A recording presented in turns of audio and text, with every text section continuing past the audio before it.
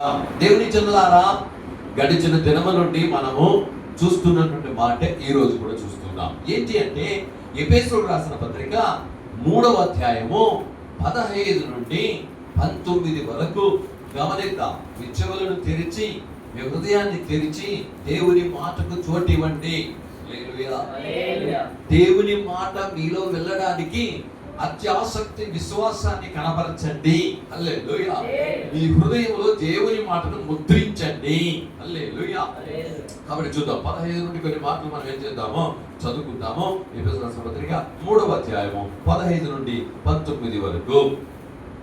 మీరు చెప్పుకొనినది, ఎఫెసీయులకు రాసిన పత్రిక 3వ అధ్యాయం 15 వరకు చూద్దాం.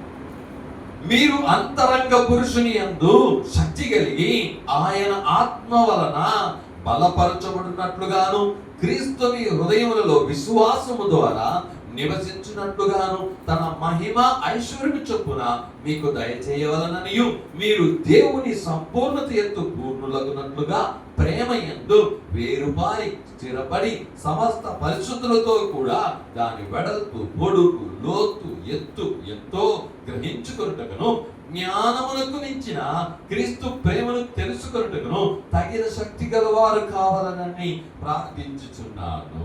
హల్లెలూయా. అప్పుడు దేవుని యొక్క ప్రేమ యొక్క వెడల్పు, పొడుగు, లోతు, ఎత్తు ఎంతో అది మీరు తెలుసుకోవాలా అని దేవుడు ఏం చేస్తున్నాడు? పౌలు మూలంగా మనకు రాశాడు. హల్లెలూయా.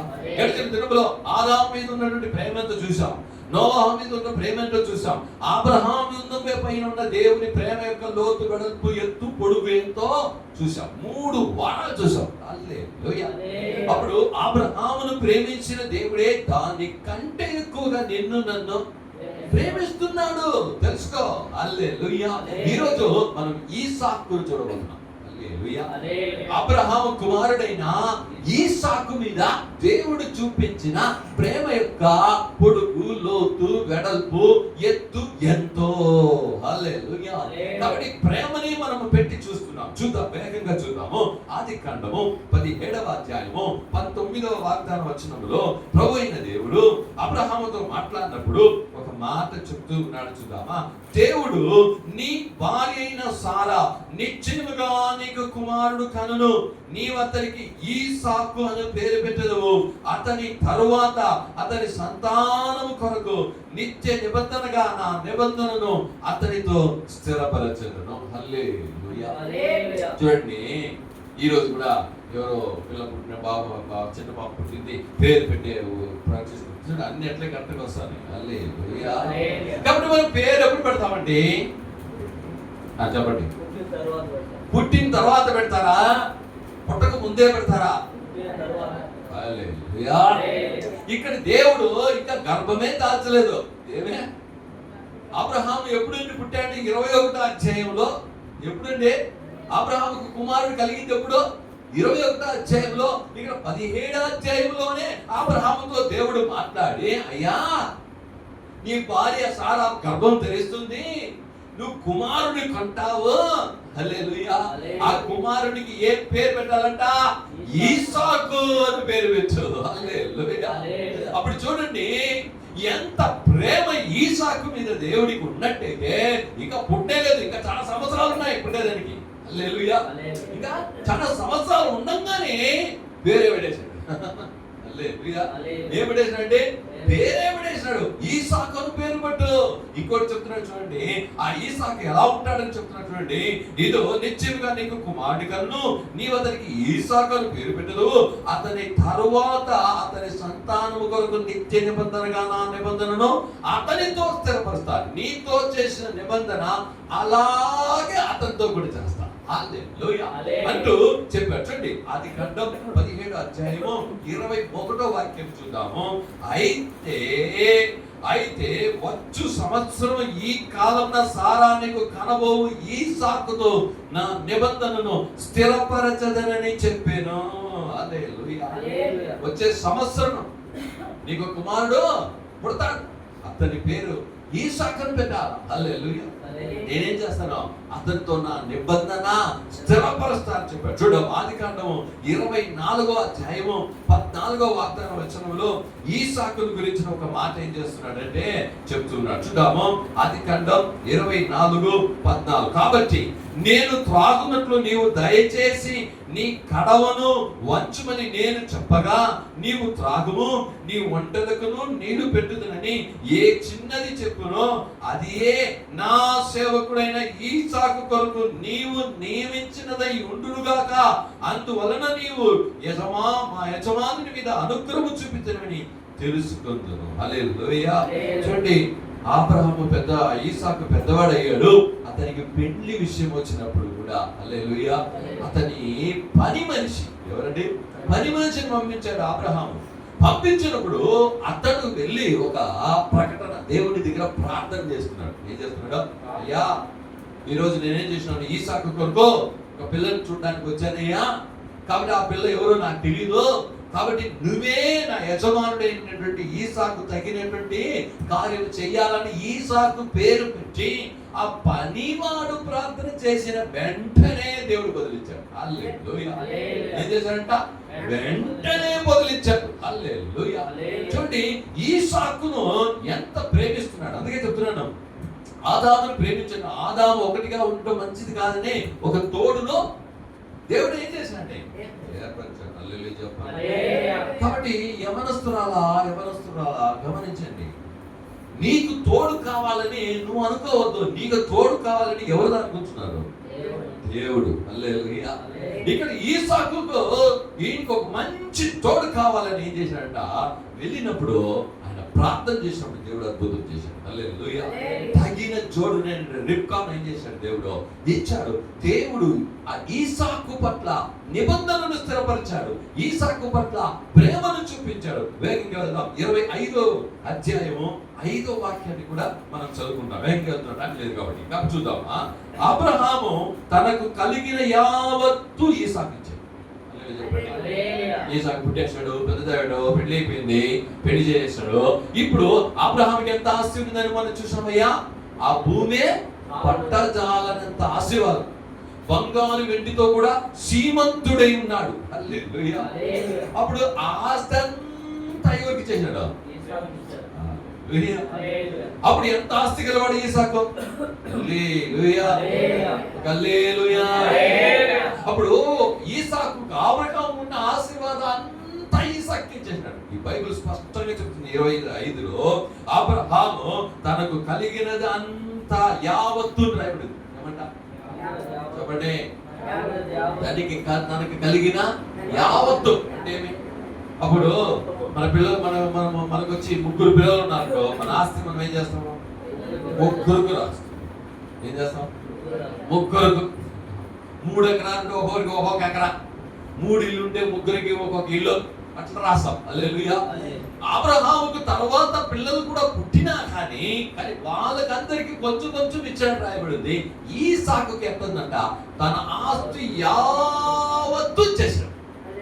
నేను బాగా గమనిస్తూ రావాలా. ఇది ఆత్మీయ కార్యంలో మిమ్మల్ని మేమేం చేస్తామో చెప్తాం మీకు. హల్లెలూయా. తండ్రి అయిన అబ్రహాము కుమారుడైన ఈసాకుకు యావత్తు ఇచ్చేశాడు.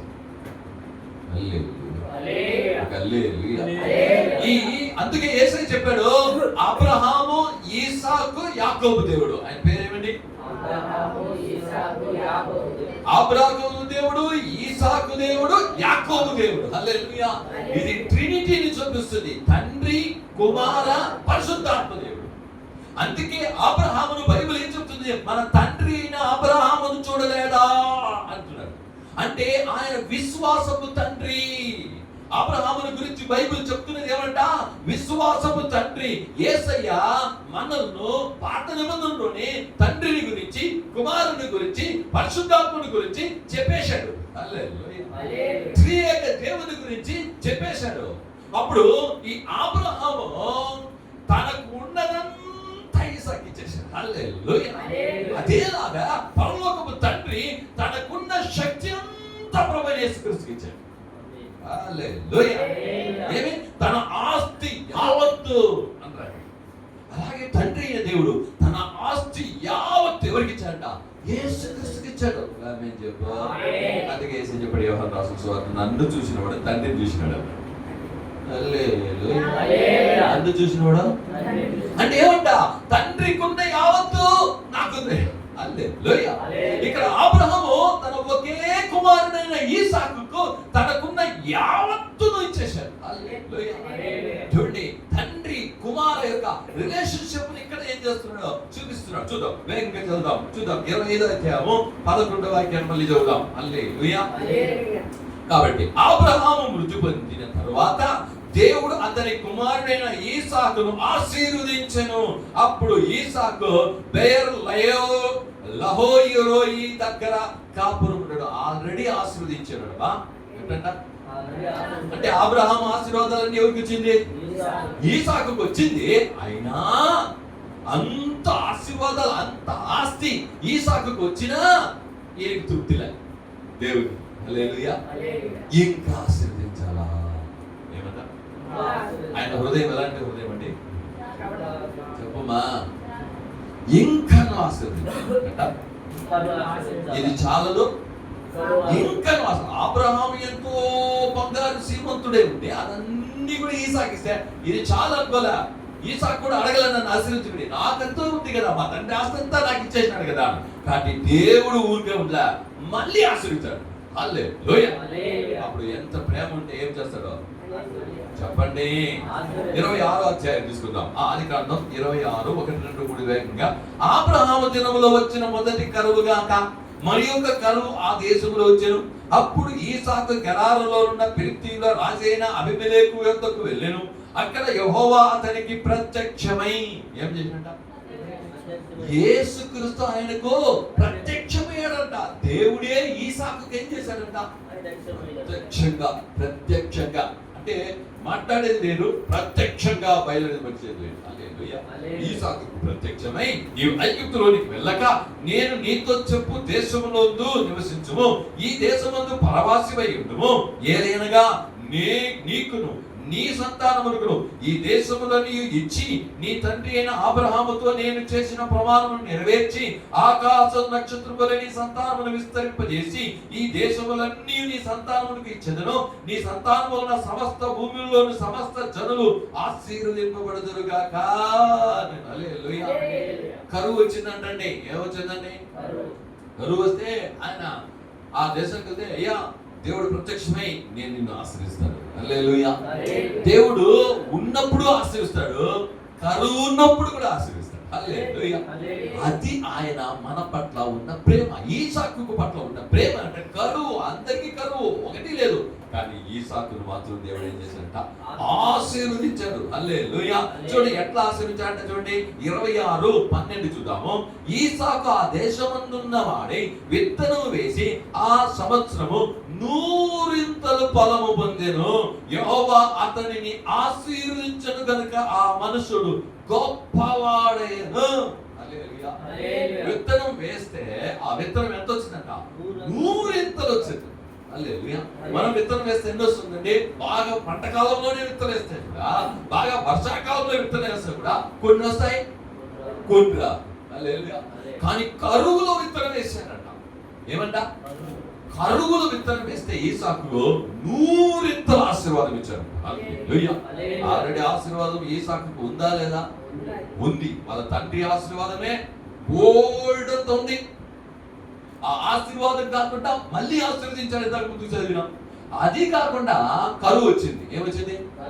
ఇప్పుడు మనకి ఆస్తి ఉంది అనుకోండి, ఆస్తులు డబ్బులంతా ఉంది, ఒక బంగారు ఉంది, అన్ని ఉన్నాయి. ఇప్పుడు కరువు వచ్చేసింది. ఇప్పుడు నువ్వు ఇంతకుముందు సంపాదించి మాత్రమే తినుకుంటా దాన్ని అలానే పెట్టున్నావు అనుకో. ఇప్పుడు కరువు వచ్చినప్పుడు ఏం చేస్తావా? సరే కరువు వచ్చింది, దాంట్లో నుండి తీస్తావా లేదా? చెప్పండి. తీసి మనం ఏం చేద్దామా? యూజ్ చేసుకుంటాం. కాబట్టి దేవునికి అది ఇష్టం లేదు. నువ్వు ఎప్పుడు నేనేం చేస్తాను? ఆశీర్వాదం మీద ఆశీర్వాదం ఇస్తాను. హల్లెలూయా అని 100% ఆశీర్వాదం ఇచ్చాను దేవుడు. హల్లెలూయా. నువ్వేం చేయాలా? నేను అందుకే ముందుగానే ఆరాధన చెప్పిన, విశ్వాస ప్రకటన, దేవుని యొక్క శక్తి యొక్క ప్రకటన. ఆమేన్. హల్లెలూయా. ఈ రోజు నువ్వు కూడా విత్తనం వేసేటప్పుడు నీ నేల మీద వెళ్ళి నిలబడి ప్రార్థన చేయి. హల్లెలూయా. ఇంట్లో నిలబడి ఏం చేయి? ప్రార్థన చేయి. ఏమని? విశ్వాస ప్రకటన, హల్లెలూయా. దేవుని యొక్క శక్తి ప్రకటన. ప్రభువా, కరువులో విత్తనం వేస్తే నూరింతలో చెప్పండి ఆశీర్వదించావు, నాకు కూడా ఆమేన్, హల్లెలూయా, హల్లెలూయా. 26వ అధ్యాయము 23వ వచనాన్ని కూడా చదువుదాం. చూడండి, అక్కడ నుండి అతడు బెయేర్షెబాకు వెళ్ళి ఆ రాత్రి యెహోవా అతనికి ప్రత్యక్షమై, నేను నీ తండ్రి అయిన అబ్రహాము దేవుడును, నేను నీకు తోడై ఉన్నాను గనుక భయపడకుము, నా దాసుడైన అబ్రహామును బట్టి నిన్ను ఆశీర్వదించి నీ సంతానమును విస్తరింపచేసేదనను చెప్పాను. హల్లెలూయా, హల్లెలూయా. అప్పుడు బావి దిగాడు. ఏం చేసినట్టే అబ్రహాము, ఇస్సాకు బావి దిగితే ఏమొచ్చింది? నీళ్ళు వచ్చింది. మళ్ళీ ఇంకో బావి దిగాడు, మళ్ళీ ఏమొచ్చింది? మళ్ళీ ఇంకో బావి దిగాడు, మళ్ళీ ఇంకో బావి దిగాడు. చెప్పండి, హల్లెలూయా. ఎన్ని బావిలు తగినా నీళ్ళు వస్తాయి. ఆశీర్వాదమా కాదా? హల్లెలూయా. ఇస్సాకు మీద ఆయన ఉన్న ప్రేమ చూడండి. అబ్రహామును ప్రేమించడం మాత్రం కాదండి, అందుకే ఆయన ప్రేమ చెప్తున్నాడు. దేవుని ప్రేమ శాశ్వతమైన ప్రేమ. దేవుని ప్రేమ తరతరాలు ఉండే ప్రేమ. దేవుని ప్రేమ, దేవుని ప్రేమ శాశ్వతమైన ప్రేమ. దేవుని ప్రేమ తరతరాలు ఉండే ప్రేమ. హల్లెలూయా. అందుకే దేవుని విశ్వాసించు, ప్రేమించు. ఎందుకంటే నువ్వు ఒకవేళ ఆయన ప్రేమించకుండా నువ్వు ఆస్తి చేర్చిపెట్టచ్చు, అది తరతరాలు నీ సంతతికి పోదు. కానీ దేవుణ్ణి ప్రేమిస్తే నీకున్నదని తరతరాలుగా దేవుడు ఇంకొక తరాలుగా ఇచ్చేదానికి దేవుడు సమర్థుడు. దేవుణ్ణి ప్రేమించు. దేవుణ్ణి ప్రేమించిన అబ్రహాముని వద్దును, ఇస్సాకును కూడా దేవుడు ప్రేమించాడు. ఇస్సాకును తరతరాలుగా ఆశీర్వదించాడు. హల్లెలూయా. సంతతిని నేను ఆశీర్వదిస్తాను. బావి తోడితే నీళ్ళు వచ్చాయి, ఇంకొక బావి తోడితే నీళ్ళు వచ్చాయి, ఇంకొక బావి తోడితే నీళ్ళు వచ్చాయి. హల్లెలూయా. yes, అట్లాంటి ఆశీర్వాదం ఇచ్చే దేవుడు. అలాగే ఇస్సాకును ఏం చేశాడు? ప్రేమించాడు. చూద్దాము, ఆదికాండము 35వ అధ్యాయము 28, 29వ వాక్యాన్ని చదువుకుంటాము. ఆదికాండము 35వ అధ్యాయంలో 28, 29 వాక్యము. ఇస్సాకు బ్రతికిన దినములు 180 సంవత్సరములు. ఇస్సాకు కాలము నిండిన వృద్ధుడై ప్రాణము విడిచి మృతి పొంది తన పితరుల యొద్దకు చేర్చబడెను. అతని కుమారుడైన ఏశావు, యాకోబులు అతనిని పాతిపెట్టిరి. హల్లెలూయా. అప్పుడు ఏం చేశాడంట? ఇస్సాకు వయసు అయ్యి చనిపోయాడు. ఎన్ని సంవత్సరాలండి? 180 సంవత్సరాలు. అప్పుడు అబ్రహాం చనిపోయింది ఎన్ని సంవత్సరాలండి? అబ్రహాంకి ఎంత వయసు? 175. అబ్రహాంకి ఎంత వయసు చనిపోయాడు? ఇతనికి ఎంత వయసు? అప్పుడు ఎన్ని సంవత్సరాలు ఎక్కువ? 5 సంవత్సరాలు ఎక్కువ. హల్లెలూయా. అబ్రహాముని ఇంత ప్రేమించిన దేవుడు ఇస్సాకును దానికంటే ఎక్కువగా ప్రేమిస్తున్నాడు. 175 సంవత్సరాలు మీ నాయన బతికితే ఇంకా 5 సంవత్సరాలు ఎక్కువ వేసిస్తాను నీకు, ఇంకా నువ్వు 180 సంవత్సరాలు బతుకు. హల్లెలూయా. దేవుణ్ణి ప్రేమించే వారికి ఆయుష్కాలం ఇస్తాడు. ఒక ఆమేన్ చెప్పు. ఆమేన్, హల్లెలూయా. ఇస్సాకును దేవుడు ఇస్సాకును ఎట్లా ప్రేమించాడు చూడండి. ఆయన ప్రేమ చూడండి. ఆ ప్రేమను మీరు గమనించడానికి మీరు ప్రయత్నం చేయండి. ఇస్సాకును ఇంకా ఆశీర్వదించాడు. అబ్రహాము యొక్క సంతతి ఆశీర్వాదాలన్నీ ఇచ్చాడు. ఇచ్చి తిరిగి ఆశీర్వదిస్తున్నాడు, తిరిగి ఆశీర్వదిస్తున్నాడు. అతడు వేసిన ఆ యొక్క గింజలను, ఆ యొక్క విత్తనాలు 100%, అతడు భూమిని తవ్వితే నీళ్లు కూడా 100% వచ్చింది. హల్లెలూయా. 100% ఏం చేశాడు ఇస్సాకు దేవుడు. అప్పుడు అబ్రహాము ఎవరికి సూచనగా ఉన్నాడంటే తండ్రి అయిన దేవునికి. ఇస్సాకు ఎవరికి సూచనగా ఉన్నాడంటే కుమారుడైన యేసుక్రీస్తుకి. యేసుక్రీస్తు 100కి 100 పాలు దేవుడు, 100కి 100 పాలు మనుషుడు. హల్లెలూయా. యేసయ్య ఎవరండి? 100కి 100 పాలు దేవుడు, 100కి 100 పాలు మనుషుడు. ఇక్కడ దేవుడు ఇస్సాకుని ఎన్ని % ఆశీర్వదించాడంట? 100%. అప్పుడు చూడండి, యేసయ్య దేవుడు ఇస్సాకుని ఎంత ప్రేమించాడంటే తాను ఎన్నో సంవత్సరాలకు ముందు తర్వాత రాబోతున్నటువంటి ఆ యేసుక్రీస్తును ఇస్సాకులో పెట్టి తనను తాను పోల్చుకొని అక్కడ పెట్టాడు. హల్లెలూయా. ఎంత ప్రేమ ఉంటే ఆ కార్యాలను చేసి ఉంటారు. చూద్దాం, నిర్గమకాండ 3వ అధ్యాయము 6వ వాగ్దాన వచనంలో మోసేతో కూడా దేవుడు మాట్లాడుతున్నాడు. 3వ అధ్యాయము 6వ వాక్యం. మరియు ఆయన, నేను నీ తండ్రి దేవుడను, అబ్రహాము దేవుడను, ఈసాకు దేవుడను, యాకోబు దేవుడని చెప్పగా మోషే తన ముఖమును కప్పుకొని దేవుని వైపు చూడా వెరచాడు. హల్లెలూయా. అప్పుడు ప్రకటన వచ్చాడు. ముళ్ళ పొదలో మోసేతో కూడా మాట్లాడుతున్నాడు. మోసేతో కూడా మాట్లాడి ఏం చెప్తున్నాడు? నేను ఎవరును?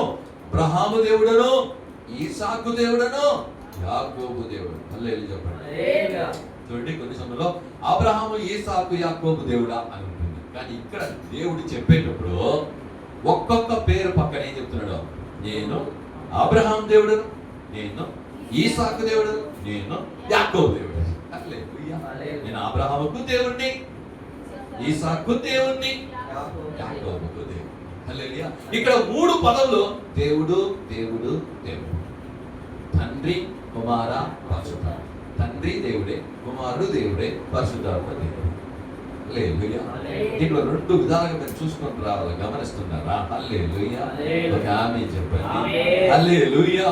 అక్కడ 3వ అధ్యాయం 6వ వాక్యం 3వ అధ్యాయం 15వ వాక్యాన్ని కూడా చదువుదాం. చూడండి ఏం చెప్తున్నాడు? మరియు దేవుడు మోసేతో ఇట్లా, నేను మీ పితరుల దేవుడైన యెహోవా అనగా అబ్రహాము దేవుడు, ఈసాకు దేవుడు, యాకోబు దేవుడునైనా యెహోవా మీ యొద్దకు నన్ను పంపెనని నీవు ఇశ్రాయేలుతో చెప్పాలను.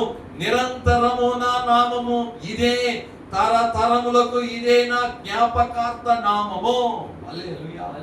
అబ్రహాముతో ఏదైతే చెప్పాడో అదే ఈసాకుతో, అదే ఈసాకుతో ఏం చెప్పాడో అదే యాకోబుతో. హల్లెలూయా. అందుకే నీవు ట్రినిటీ గురించి బైబిల్లో ఎక్కడా లేదు, కానీ త్రియేక దేవుని గురించిన కార్యాలు ఆదికాండం 1వ అధ్యాయంలో నుండి వస్తుంది. బాగా తెలుసుకోవాలి. ట్రినిటీ అనే పదం బైబిల్లో లేదు. త్రిత్వము గురించి బైబిల్లో ఇక్కడ త్రిత్వము అని ఉండదు, కానీ ఆయన చేసే ప్రతి కార్యం త్రిత్వం. అప్పుడు ఇక్కడ చెప్తున్న ఒక మాటను మీరు కొంచెం గమనిస్తూ ఉండాలా. ఏం చెప్తున్నాడు చూడండి? అబ్రహాము దేవుడును, ఈసాకు దేవుడును, యాకోబు దేవుడును అయిన యెహోవా మీ యొద్దకు నన్ను పంపినని ఇశ్రాయేలుతో చెప్పాను. నిరంతరము నా నామమే, తరతరములకు ఇదే నా జ్ఞాపకార్థమైన నామం. హల్లెలూయా చెప్పండి. అబ్రహాము దేవుడు అంటే తండ్రి అయిన దేవుడు ఏదైతే మనసులో ఉంటుందో అదే కుమారుడైన యేసయ్యలో ఉంటుంది. ఏదైతే యేసయ్యలో, కుమారులో, తండ్రిలో ఉండిందో అదే పరిశుద్ధాత్మలో కూడా ఉంటుంది. హల్లెలూయా. వాళ్ళ ముగ్గురులో ఉన్నటువంటి ఆలోచన కావచ్చు, కార్యం కావచ్చు, అన్ని ఒకటిగానే ఉంటుంది. హల్లెలూయా. ఇదే ట్రినిటీ గురించి చూద్దాం. వేగంగా వెళ్దాం. కీర్తనలో 105వ అధ్యాయము 9వ వాక్యంలో ఈసాకును గురించి దావీదు ఒక మాట చెప్తున్నాడు. ఈసాకును దేవుడు ఎంతగా ప్రేమించాడో మీరు కొంచెం తెలుసుకోవాలి. చూద్దాం. కీర్తనలు 105 9వ వాగ్దాన వచనము. ఈసాకుతో తాను చేసిన ప్రమాణమును నిత్యము ఆయన జ్ఞాపకము చేసుకొనును. ఎవరిదండి? చూడండి, ఆయన అబ్రహాముతోనే వాగ్దానం చేశాడు. అదే వాగ్దానాలన్నీ తీసి ఈసాకు ఇచ్చాడు. అన్ని వాగ్దానాలు తీసి ఈసాకు ఇచ్చాడు. సేమ్ ఆయన లేదు, అబ్రహాం చనిపోయాడు, కానీ దాని పూర్తి నిబంధన, పూర్తి కార్యాలు అన్ని తీసి ఏం చేశాడు? ఎవరికి ఇచ్చాడు? ప్రమాణాలు. హల్లెలూయా. అందుకే ఈసాకుతో తాను చేసిన ప్రమాణం నిత్యం ఆయన జ్ఞాపకం చేసుకున్నాడు. హల్లెలూయా. 2 రాజుల గ్రంథము 13వ అధ్యాయము 23వ వాగ్దాన వచనాన్ని మనం చూద్దాము. 2 రాజుల గ్రంథము 13వ అధ్యాయము 23వ వాగ్దాన వచనాన్ని మనం చూద్దాం. అక్కడ ఒక మాట రాస్తున్నాడు, చూద్దాము. 22 నుంచి చదువుదాం. 13 2 రాజుల గ్రంథం. ఓకే. యెహోయాహోజు దినములన్నీయు సిరియా రాజైన హజాయేలు ఇశ్రాయేలు వారిని బాధపెట్టును, కానీ యెహోవా వారి మీద జాలిపడి వారి యందు దయ ఉంచి అబ్రహాము, ఈసాకు, యాకోబులతో తాను చేసి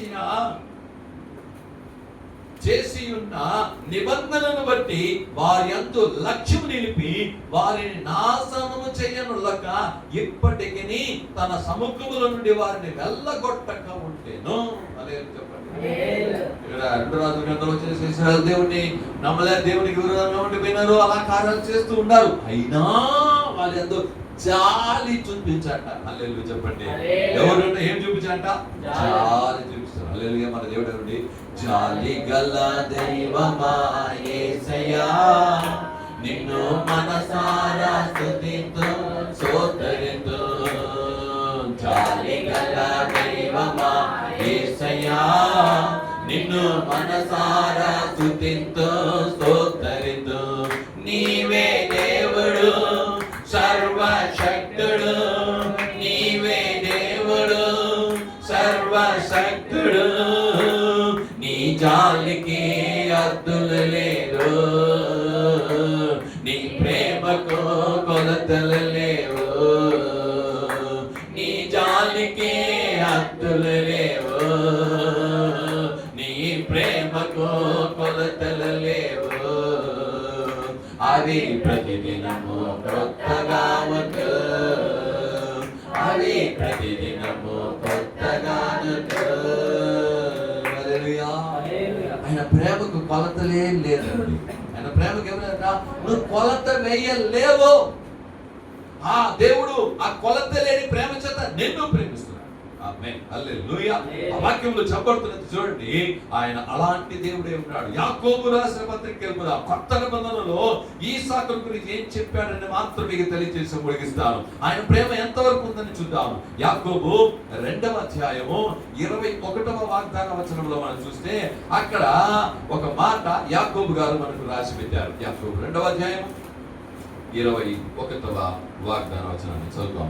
మన పితరుడైన అబ్రహాము తన కుమారుడైన ఈసాకును బలిపీఠము మీద అర్పించినప్పుడు అతని క్రియల వలన నీతిమంతుడని తీర్పు పొందలేదా? హల్లెలూయా.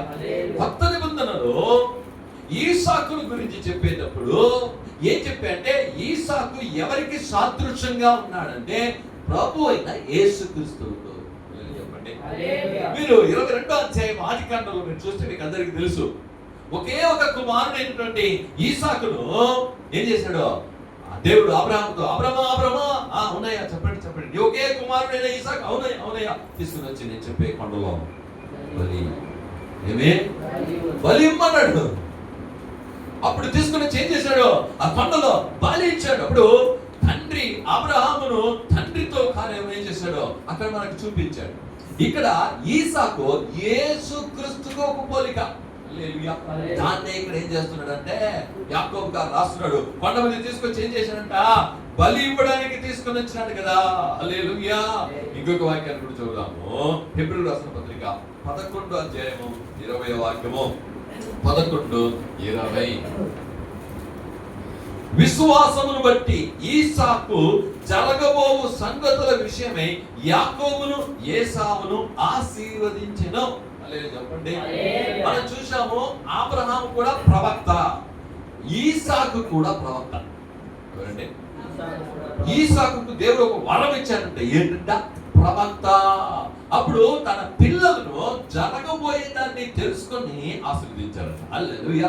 అప్పుడు ఈసాకు దేవుడు ఎంత ప్రేమించుంటే ఆయన ఏం చేసి ఉంటాడో ఆ ఆశీర్వాదాన్ని ఇచ్చాడు. గలాతీయులకు రాసిన పత్రిక 4వ అధ్యాయము 28వ వాక్యాన్ని చదివితే అపోస్తలుడైన పౌలు గారు ఒక మాటను అక్కడ మన కొరకు రాశారు. చూద్దాం. గలాతీయులకు రాసిన పత్రిక 4వ అధ్యాయము 28వ వాక్యాన్ని మనము చదువుకుంటాం. 4:28. సహోదరులారా, మనమును ఈసాకు వలె వాగ్దానమును బట్టి పుట్టిన కుమారులమై ఉన్నాము. అప్పుడు శరీరమును బట్టి పుట్టినవాడు ఆత్మను బట్టి పుట్టిన వారికి ఎలాగ హింస పెట్టును, ఇప్పుడును అలాగే జరుగుతున్నది. హల్లెలూయా. ఈసాకును ఇంకొకసారి ఏమిటంటే వాగ్దానపు పుత్రుడు. ఈసాకు అంటే ఎవరండి? వాగ్దానపు పుత్రుడు. మనమందరము దేవునికి వాగ్దానపు పుత్రుడైనటువంటి ప్రభు అయిన యేసుక్రీస్తు పుత్రుడు. అందుకే యోహాను రాసిన సువార్త 1వ అధ్యాయం 1వ వాక్యం, ఆదియందు వాక్యం ఉండును, వాక్యము దేవుని యొద్ద ఉండును, దేవుడే వాక్యం. అదే 1వ అధ్యాయం 12వ వాక్యం, ఆ వాక్యము మాంసమై శరీరమై మన వద్దకి. అప్పుడు వాగ్దానపు పుత్రుడు ఎవరు అంటే ఈసాకు. ఎంతమందికి అర్థమవుతుంది? వాగ్దాన పుత్రుడు ఎవరు ఈసాకు. అంటే ఈ కుమారుడిని పోలి, అంటే కుమారుడు ఎవరంట? ఆయన మాటై ఉన్నాడు ఫస్ట్. ఆ మాట ఇప్పుడు మాంసమై శరీరమై మన వద్దకు ఏం చేసింది? వచ్చింది అని చెప్తున్నాడు. కాబట్టి ఇక్కడ చూడ మనమందరము ఎవరి కుమారులము అంటే ఇక్కడ చెప్తున్నాడు వాగ్దాన ఈసాకు వలె వాగ్దానమును బట్టి పుట్టిన కుమారులమై మనము ఉన్నాం. హల్లెలూయా. రోమీయులకు రాసిన పత్రిక 9వ అధ్యాయము 7వ వాక్యంలో ఒక మాట అపోస్తలుడు పౌలు గారు రాస్తున్నారు. 9వ అధ్యాయము 7వ వాక్యం, అబ్రహాము సంతానమైన మాత్రమున అందరూ పిల్లలు కాదు గాని ఈసాకు వలనైనదే నీ సంతానము అనబడెను. హల్లెలూయా. అబ్రహాముకు తర్వాత పిల్లలు పుట్టినా, చాలా మంది పిల్లలు పుట్టినారు కానీ వాళ్ళు కాదు, ఈసాకు వలన ఎవరు పుట్టారో వాళ్ళే పిల్లలు.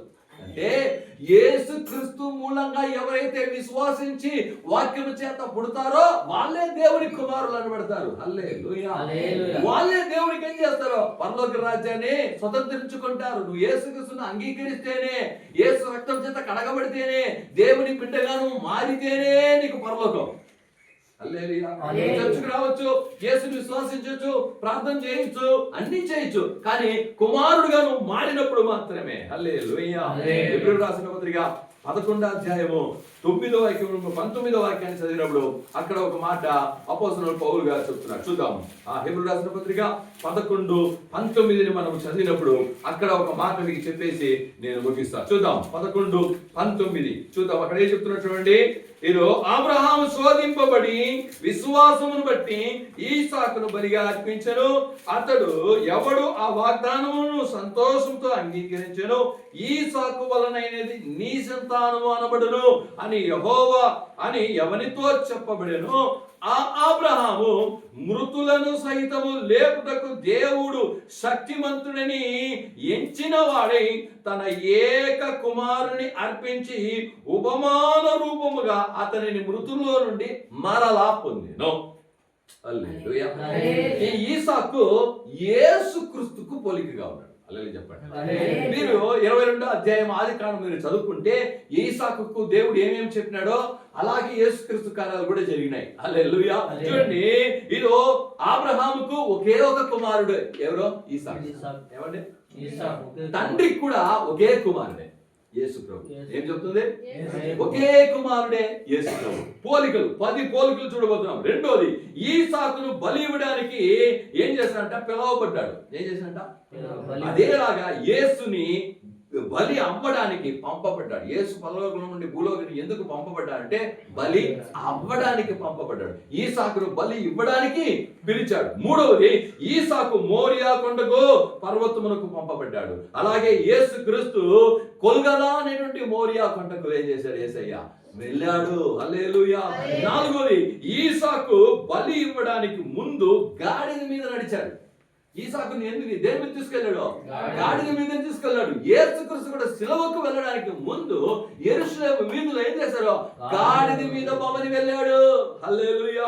ఐదోది, ఈసాకుతో కూడా 2 పని వాళ్ళు వెళ్ళారని బైబిల్లో రాయబడింది. ఎవరన్నా? అలాగే యేసుక్రీస్తుకు సిలువ వేయడానికి 2 దొంగలు కూడా పోయినారు. ఎవరండి? 2 దొంగలు ఏం చేశారు? కూడా పోయినారు అని రాయబడింది. ఆరవదిగా చూస్తే ఈసాకు కట్టెలు తానే మోసాడు.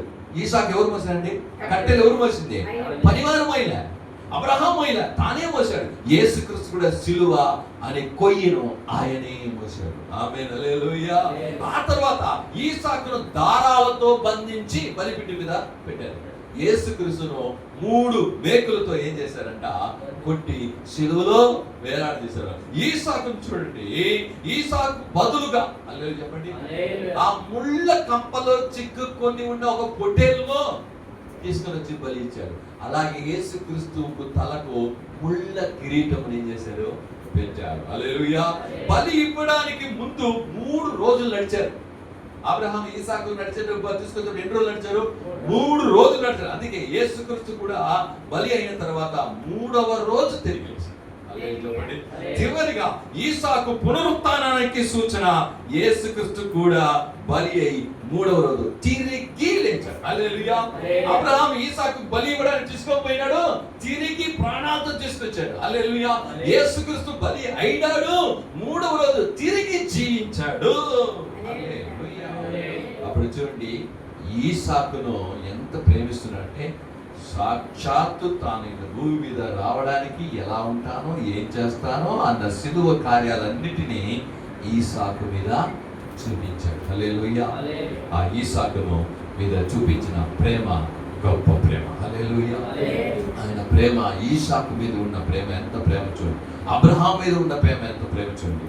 అబ్రహాము, ఈసాకు, యాకోబులు అనేటువంటి మాటను తండ్రి, కుమార, పరిశుద్ధాత్మ అనేటువంటి కార్యాలను దేవుడు చేశాడు. హల్లెలూయా. మనమందరూ మోకరిద్దాం. ఆయన ప్రేమ ఎంతో గొప్పది. ఆయన ప్రేమను వర్ణించుట మన వల్ల కాదు. ఆమేన్. నీ ప్రేమ వర్ణించుట నా వల్ల కాదయ్యా, నీ కార్యము వివరించుట నా బ్రతుకు చాలదయ్యా. నీ ప్రేమ వర్ణించుట నా వల్ల కాదయ్యా, నీ కార్యము వివరించుట నా బ్రతుకు చాలదయ్యా. తండ్రి దేవా నా ఆనందమా, నీ ఒడిలో నాకు సుఖము. తండ్రి దేవా నా ఆనందమా, నీ ఒడిలో నాకు సుఖము. తండ్రి దేవా, తండ్రి దేవా నా సర్వం నీవయ్యా, నీ ఉంటే నాకు చాలు. తండ్రి దేవా, తండ్రి దేవా నా సర్వం నీవయ్యా, నీ ఉంటే నాకు చాలు. నా ప్రియుడా, నా ప్రాణమా నిన్నారాధించేనే, నా జీవమా, నా స్నేహమా నిన్నారాధించేనే. నా ప్రియుడా, నా ప్రాణమా నిన్నారాధించేనే, నా జీవమా, నా స్నేహమా నిన్నారాధించేనే. ఆయన ప్రేమను వర్ణించడం మన వల్ల కాదు. అందరూ మోకరిద్దాం. యేసయ్యా అబ్రహామును ప్రేమించిన దేవుడు, ఇసాకును ప్రేమించిన దేవుడు, యాకోబును ప్రేమించిన దేవుడు. అయ్యా ఎంత ప్రేమిస్తే అబ్రహామును చూసి విశ్వాసపు తండ్రి, మీకు అందరికీ తండ్రి ఆయన, నువ్వు సమస్త జనులకు తండ్రి అవుతావు అని అన్న దేవుడు అబ్రహాంతో చెప్పలేదా? చూడండి, తండ్రి తండ్రి. రెండవది ఈసాకును చూసేవాడు, తండ్రికి ఒకే కుమారుడే, నా ఒకే కుమారుడైన యేసయ్యని భూలోకానికి పంపిస్తాను, ఆయన బలిస్తారు అని ఆ కార్యాన్ని అబ్రహాముకు కన్నులకు కట్టినట్టుగా ఈసాకే నీ కుమారుడు ఎలాగో తండ్రి, అలాగే నాకు కుమారుడుగా యేసయ్య నేను ఈ లోకానికి వస్తానయ్యా అని చెప్పి ఆయన చెప్పాడు. ప్రతి కార్యాలు మనం చూసాం. దేవుడు చెల్లరా, ఆ ఈసాకుకు ఉన్న దేవుని యొక్క ప్రేమ యొక్క లోతు, వెడల్పు, ఎత్తు ఎంతో సాక్షాత్తు తనన్నే ఈసాకును పెట్టి చూపించేశాడు. కాబట్టి అలాంటి ప్రేమ కలిగిన దేవుడు, నువ్వు కూడా దేవుడిని అలాగ ప్రేమించు. దేవుని వైపు చూద్దామా? ప్రార్థించుదాం. స్తోత్రము తండ్రి, మహాకృప కనికరం దయగలిగిన మా పరలోకపు దేవా, ఏ ఆశీర్వదించబడి పరిశుద్ధుడి దినమని బట్టి నీకు వందనాలు. 7వ నెల చివరి ఆరాధన బిడ్డలందరికీ దీవించండి, ఆశించి బలపరచండి. అయ్యా ఈ రోజు కూడా మా రాజా నీ ప్రేమ యొక్క వెడల్పు, లోతు, నన్ను ఎత్తు, అవును రాజా ప్రభువా, అవును పొడుగు ఎంతో మేము తెలుసుకోవాలని, అవును జ్ఞానముకు మించిన దేవుని ప్రేమను గురించి మేము తెలుసుకోవడానికి తండ్రి మాతో కూడా మీరు మాట్లాడుతున్నారు. మీరు ఇక్కడ కొడు ఇచ్చిన ప్రతి ఒక్కరిని ప్రేమిస్తున్నారు తండ్రి. అవును తండ్రి, ఆ ప్రేమ సాధారణ ప్రేమ కాదు, అది దేవుని ప్రేమ. ఆ దేవుని ప్రేమ సాధారణమైనది కాదు. మనుషుల ప్రేమ కంటే, తల్లిదండ్రుల ప్రేమ కంటే, సహోదరుల ప్రేమ కంటే గొప్పది ప్రభువా నీ ప్రేమ. నీ ప్రేమకు కొలతలు లేదేసయ్యా. ఏదన్నా అలాంటి ప్రేమతో నన్ను కూడా ప్రేమిస్తున్నాడు మీ పిల్లలు గ్రహించండి. యేసయ్యా స్తోత్రాలు చేస్తున్నాను తండ్రి రాజా. ఈ సాకు గురించినటువంటి మేము రాజా నీ పట్ల నీవు ఈ సాకు పట్ల ఉన్నటువంటి ప్రేమను మేము చూసాం. మీ పిల్లలు కూడా దాన్ని గ్రహించి అవును అలాంటి ప్రేమతో నేను కూడా యేసయ్యను ప్రేమిస్తానని చెప్పి ప్రేమించే కృపను దయచేయండి. గురించి ప్రతి ఒక్కరి బిడ్డలు కొట్టండి, బలపరచండి. ఎవరైతే వ్యాధులతో వచ్చినారో వాళ్ళు స్వస్థపరచండి, విడుదల దయచేయండి, అద్భుతం దయచేయండి, ఆశ్చర్యం దయచేయండి, ఆశీర్వాదం దయచేయండి. ఈరోజు మేము విశ్వాసమైనటువంటి రాజా ప్రకటన చేస్తూ నీ శక్తి కార్యాలను ప్రకటన చేస్తూ ఆశీర్వాదం పొందుకోవడానికి సాయం చేయండి. గుడి బిడ్డలు దీవించండి, సమానం దయచేయండి. ప్రభువు రక్షకుడైన యేసుక్రీస్తు నామమున చేత నీకు వేడుకొనుచున్నాము తండ్రి. ఆమేన్ ఆమేన్. నా ప్రాణమా యెహోవాను సన్నిధించు, నా అంతర్గత సమస్తమైన పరిశుద్ధ నామాన్ని సన్నిధించు. నా ప్రాణమా యెహోవాను సన్నిధించు, ఆయన చేసిన ఉపకారములలో దేనిని మరవకు. ఆమేన్ ఆమేన్. సకల స్తుతియు సకల ఘనతయు సకల మహిమయు సైన్యములకు అధిపతికి యెహోవాకే, కుమారుడైన యేసు క్రీస్తువుకి, పరిశుద్ధాత్మ దేవునికి యుగయుగములు కలుగును గాక. ఆమేన్, ఆమేన్, ఆమేన్. ప్రభువైన యేసుక్రీస్తు కృప, తండ్రి యొక్క ప్రేమ, పరిశుద్ధ సహవాసము, ఇక్కడ కూడిన దేవుని పిల్లలతో కూడా దేవుని రాకడ వరకు ఎన్నింటి తోడి నడిపించును గాక. ఆమేన్, ఆమేన్. దేవుడు తన ముఖ ప్రకాశం మీ మీద ప్రకాశింపజేసి మనందరినీ ఆశీర్వదించి సమాధానం నడిపించును గాక. ఆమేన్, ఆమేన్.